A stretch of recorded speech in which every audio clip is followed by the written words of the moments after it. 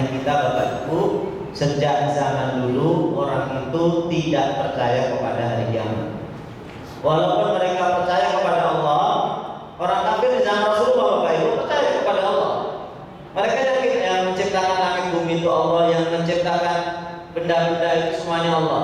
Tapi mereka tidak percaya kepada hari kiamat, itu pun dikatakan kafir. Dan penyakit ini sudah lama karena salah logika. Mereka mengatakan nggak mungkin kiamat itu ada.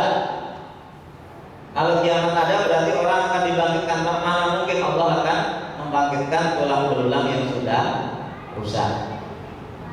Siapakah orang yang mendustakan kiamat dan mendustakan agama? Salah satu cirinya ini, fadzalikal ladzi yad'ul yatim.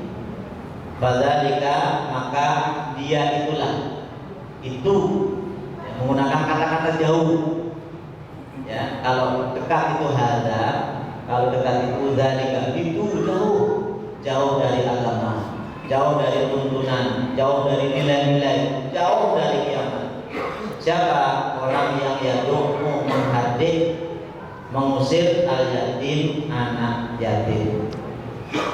Ya, anak yatim. Da'a itulah orang yang yad'u menghadid. Secara bahasa da'a itu mendorong dengan keras. Nah, didorong dengan keras, baik secara fisik maupun penganiayaan lain.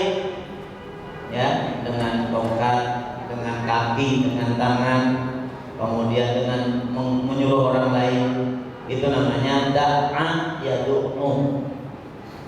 Siapa yang dihadir, siapa yang disia-siakan? Al-yatim, orang yatim.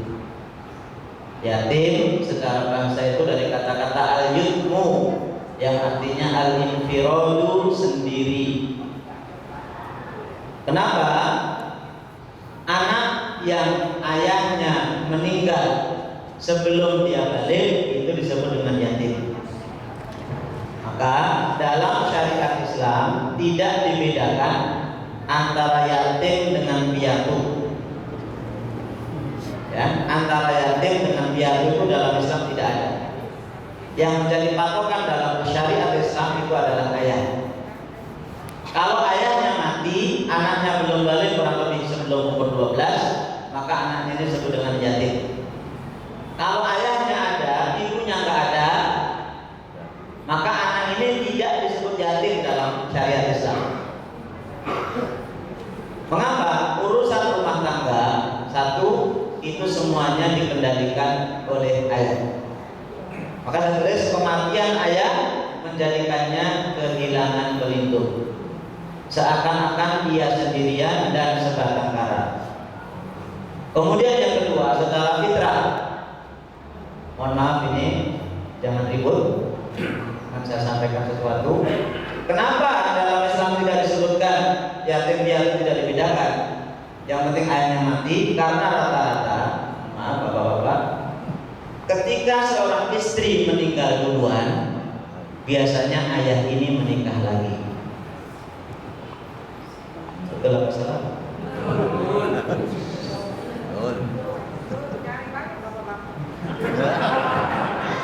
Tadi saya bilang jangan ribut dulu.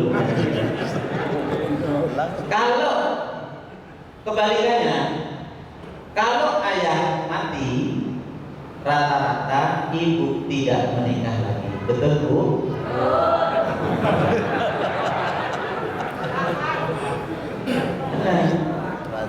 Beda dengan cerai.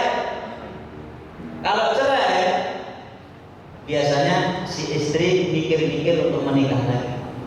Tapi kalau suaminya mati, biasanya cinta itu akan dibawa sampai mati oleh si ibu. Begitu biasanya. Nah, makanya kenapa yatim itu untuk bapak? Karena begitu tadi dua hal yang saya sampaikan. Nah, yatim kalau untuk manusia itu bapak. Yang menjadi patokan itu bapak kalau manusia. Artinya kalau bapaknya mati, anaknya masih kecil, itulah anak yatim. Kalau bapaknya masih hidup, anaknya suami istrinya mati, maka anaknya bukan anak yatim. Kalau dalam bahasa dalam syariat Islam. Kalau suami istri cerai, anaknya masih kecil, miskin anak ini bukan anak yatim, karena tidak ada perceraian antara anak dengan orang tua. Selama-lamanya, senakal-nakalnya anak, tidak ada anak, kamu saya cerai, nggak ada istilahnya. Itu kalau untuk manusia. Kalau untuk hewan, anak dikatakan yatim kalau yang mati induknya. Jadi kalau ibunya itu betinanya, betina ngomong betina susah. Kalau yang meninggal mati itu adalah induknya si betina, maka baru si anak ini dikatakan yatim. Mengapa? Karena semua hewan itu kejantan, tidak ada yang tanggung jawab kepada anaknya. Coba ya. Coba bayangkan ini ada ayam jantan. Ini ada betina. Hubungan badan bertelur. Ini kira-kira si pejantan ini Pak, seminggu sekali ngasih sedekah nggak sama si betina? Nggak ada. Dia kemana? Nyari betina lain. Nanti begitu bertelur, kemudian netes, kemudian ada anak kecil, Assalamualaikum, kamu anak saya. Nggak ada ceritanya. Bahkan nanti kalau anaknya ini betina juga dimainin lagi. Maka kalau induk si betinanya itu mati, baru dikatakan anak ini sendiri yatim. Baik. Dan saya termasuk yatim Bapak Ibu, Bapak saya belum meninggal lama. Maka jangan menghatim saya ya. Baik, ayat yang ketiga. Wala yahuddu ala ta'amil miskin. Ya. Perhatikan bagaimana Islam itu memperhatikan anak yatim sangat-sangat luar biasa. Bahkan dia dikatakan mendustakan kiamat, mendustakan agama. Wala yahuddu, dan tidak menganjurkan ala untuk ta'am, memberi makan al miskin kepada orang miskin. Dia tidak menganjurkan untuk memberi makan kepada orang miskin. Yahuddu itu menganjurkan. Artinya orang yang tidak memiliki apa-apa masih bisa berbuat baik, yaitu menganjurkan orang lain. Ya, menganjurkan orang lain. Berarti ayat ini menutup rapat-rapat alasan tidak berbuat baik. Tidak ada. Misalnya ketika ada orang yang butuh sesuatu, Pak, saya lagi butuh duit ini Pak, duit saya habis. Dan kita tahu dia ini nggak membohong, betul-betul jamaah, misalnya jamaah Tuhan, betul-betul lagi butuh duit. Sementara kita nggak punya duit. Coba sebentar saya telepon Pak Ketua dulu. Pak, mohon maaf, ini ada jamaah kita yang butuh uang. Oh ya, kesini aja. Butuh berapa? Ya cuma 200.000 Pak. Baik, silakan. Tadi saya sudah telepon Pak Ketua, silakan ke sana. Ini berarti kita menganjurkan Pak Ketua itu untuk berbuat baik. Maka ayat ini menutup rapat-rapat alasan untuk tidak berbuat baik. Kita masih bisa banyak berbuat baik. Aduh, saya nggak bisa. Mohon maaf. Itu udah baik. Coba hubungi si A. Coba hubungi si B. Kalau memang kita kenal orang ini adalah orang yang baik. Apa? Tidak menganjurkan orang miskin. Apa sih miskin itu Bapak Ibu? Miskin itu secara bahasa dari kata-kata sakana. Sakana, dan nanti ada namanya apa, keluarga sakinah. Sakana itu apa? Menetap, tidak bergerak, tunduk, hina dan lemah. Orang miskin adalah orang yang ya menetap, gak bisa kemana-mana, tidak banyak bergerak karena mau memenuhi kebutuhan gak ada. Itu namanya orang miskin.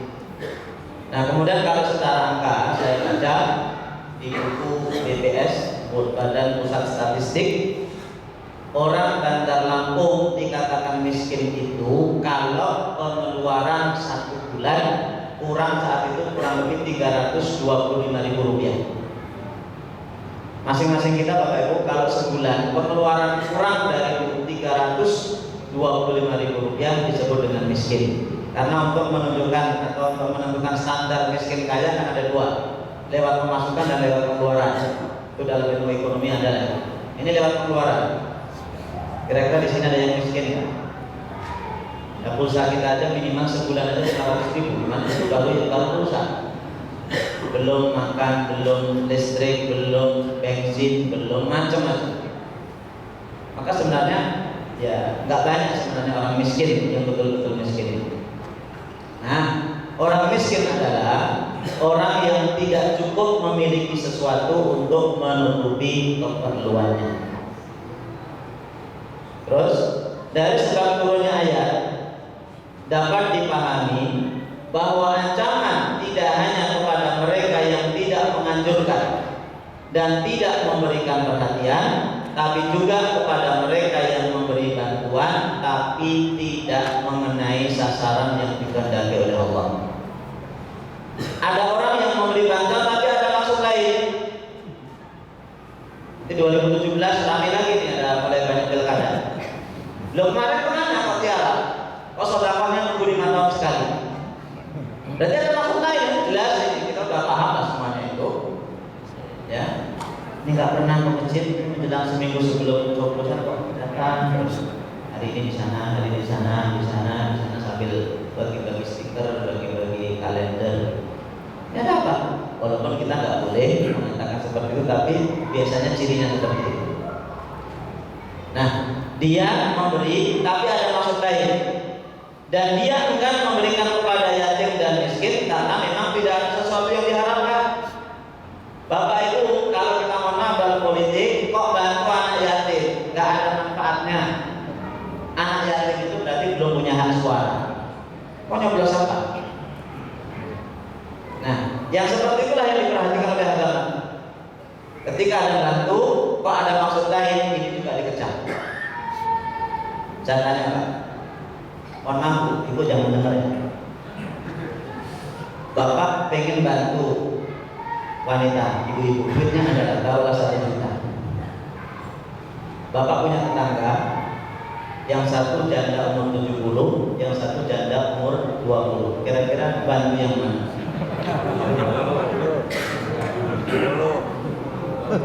Yang 20. Nah, Bu, bapak-bapak ketahuan pastinya. Oh, yang 20. Apa yang 70 udah mau mati gitu. Coba perhatikan. Dan inilah yang dilakukan oleh Abu Bakar. Abu Bakar ketika menjadi khalifah, nanti bisa dibuka buku 101 kisah Abu Bakar. Itu beliau salah satu akhlak beliau adalah beliau ini membantu seorang nenek-nenek tua yang buta, miskin, nggak punya saudara. Waktu itu beliau menjadi khalifah. Dan kalau kasih bantuan, beliau itu diem. Habis subuh, kalau sekarang jam 6, itu ke rumah membereskan. Habis itu pergi, nggak tanya, nggak ngomong. Saya Abu Bakar, saya khalifah, diem. Saya hanya bantu aja. Nah, Umar pengen juga bantu. Begitu masuk rumah sudah rapi, minuman sudah ada, makanan